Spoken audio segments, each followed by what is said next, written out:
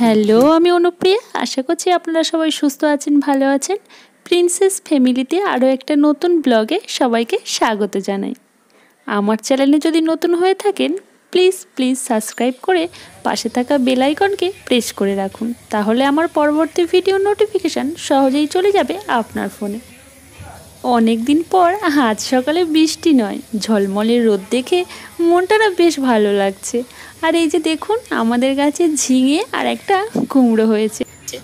আর এই সেই পদ্মমানের গাছগুলো যেগুলোর পাতা আমরা খেয়ে নিয়েছিলাম, দেখুন আবার গাছগুলোতে পাতায় ভরে গেছে। রোজ তো বাড়িতেই টিফিন বানানো হয়, আপনারা তো জানেনই। কিন্তু আজ না বাড়িতে নয়, হাজবেন্ড টিফিন বাইরে থেকেই কিনে এনেছে। আজ খাবো পেটাই পরোটা। আমার তো বেশ ভালো লাগে এটা খেতে। দাঁড়ান, ঠাম্মিকে আগে দিয়েই তারপর আমি বসবো।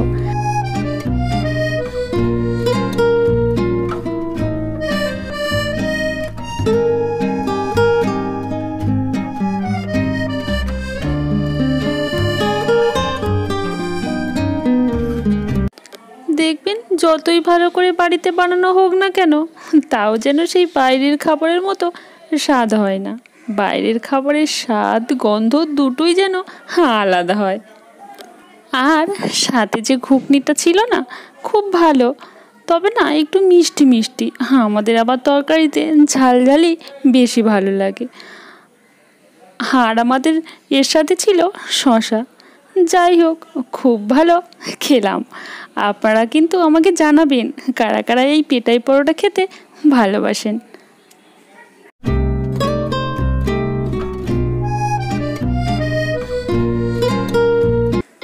আর দেখুন, বাজার থেকে এনেছে গোটা গোটা শঙ্কর মাছ।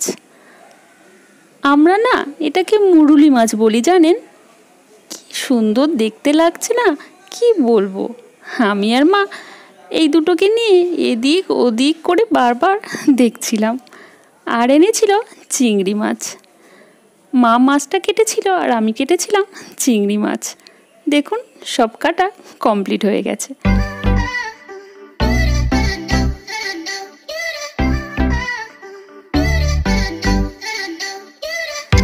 ওদিকে মা রান্নাটা করছিল আর আমি এদিকে টুকিটাকি কাজগুলো সেরে নিচ্ছিলাম।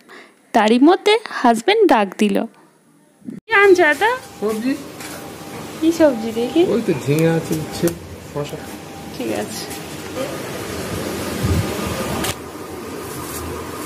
মা, ও বাবা, ও পারে গিয়ে দেখছি বাবু নিয়ে এসেছে সবজি। আমার হাতে প্লাস্টিকটা ধরিয়ে দিয়েই চলে গেল। নিয়ে এসেছে অনেক শসা, ঝিঙে, উচ্ছে আর পুরুল। এর মধ্যেই আমি এখন একটু উপরে যাচ্ছি একটা ব্যাগ আনতে। আজ না আমার মনটা খুব খারাপ, জানেন? কেননা ঠাম্মি না আজ যাবে বারুইপুরে জেঠুর বাড়িতে। কি রান্না হয়েছে? মুরগি মাছের ঝোল আর উচ্ছে ভাজা। আজ না আমরা একটু তাড়াতাড়ি ভাত খেয়ে নিয়েছিলাম, জানেন?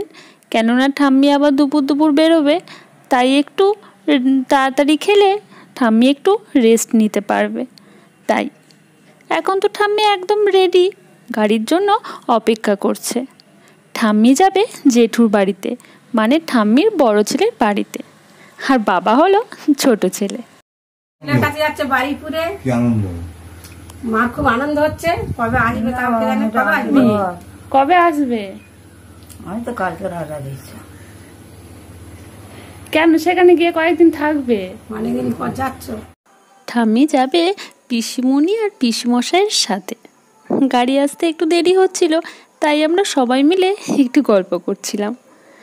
আমরা বলছিলাম যে তুমি কিছুদিন ওখানে থেকে এসো। তবে কি বলুন তো, ঠাম্মির তো অনেকটা বয়স হয়েছে, আর ঠাম্মি বরাবরই এখানে থেকে অভ্যস্ত। ওনার গল্প করার সঙ্গী, হাঁটতে যায় সেখানকার সঙ্গী সব এই বাড়ির আশেপাশের মানুষজন, তাই কোথাও যেতে চায় না।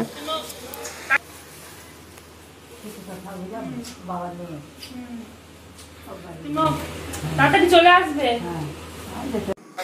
আমার বিয়ের পর এই প্রথম ঠাম্মিকে ছেড়ে থাকতে হবে, তাও আবার কিছুদিনের জন্য।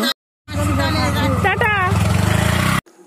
যাবে যাবে ঠিক ছিল, কিন্তু যখন চলে যাচ্ছিল আমার তো খুব মনটা খারাপ লাগছিল। ঠাম্মি না থাকলে ঘরটা কেমন ফাঁকা ফাঁকা লাগে। ঠাম্মি থাকলে আমরা দুজনে কত যে গল্প করি, গল্পের যে সময়টা কখন চলে যায় বুঝতেই পারি না। আগের দিনে তো একটা ভিডিওতে ঠাম্মির গান আপনাদের শুনিয়েছিলাম। ঠাম্মি পুরনো দিনের মানুষ, তবে ঠাম্মির গল্প, গান, ছড়ার ঝুলিতে একদম ভরপুর। এখন সন্ধ্যা হয়ে গেছে, আর আজ না খুব গরম, তাই সন্ধ্যায় আবারও একটু স্নান করলাম। আর এই যে পাহাড় সমান জামা কাপড় জমেছে, মানে যেগুলো নিয়ে এখন পড়েছি গোছাতে, মানে নিজের ওপর না নিজেরই রাগ হচ্ছে, এত জামা কাপড় পরেছে কি বলবো। মনে হচ্ছে এটা যেন 1 মাস জামা কাপড় ভাঁজ করিনি। কি আর করা যাবে, ফেলে রাখলে তো হবে না, তাতে কাল এর সাথে আরও কিছু জমে যাবে, তাই ফটাফট ভাঁজ করে নিলাম।